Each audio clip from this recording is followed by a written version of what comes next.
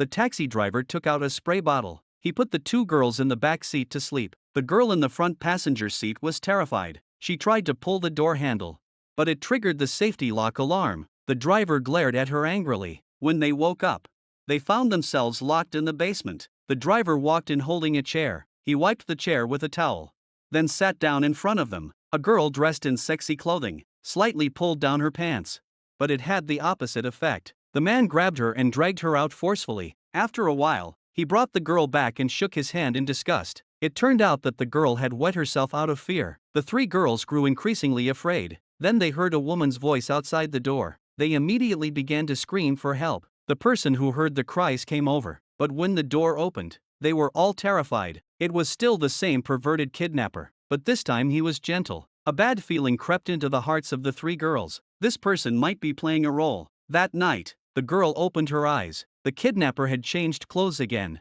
This time, the girls finally realized that the kidnapper might have dissociative identity disorder, but she didn't expect him to have 23 personalities. The girl tricked him into coming in and threatened him. The kidnapper cried when he heard this. The girl took the opportunity to ask him to help them escape, but he resisted fiercely. He quickly closed the door and left. The three had no choice but to find another exit. Annie suddenly had an idea. She used her high heels to smash the ceiling. She actually made a hole, but there was a layer of rebar fixed above. Just then, the kidnappers returned. They heard the noise in the room and began banging on the door. The girls could only resist with all their strength. It turned out there was a ventilation shaft above. She struggled to climb up. By then, the kidnappers had calmed down. The two girls finally breathed a sigh of relief. Suddenly, a powerful force struck. It turned out that person had changed personalities again.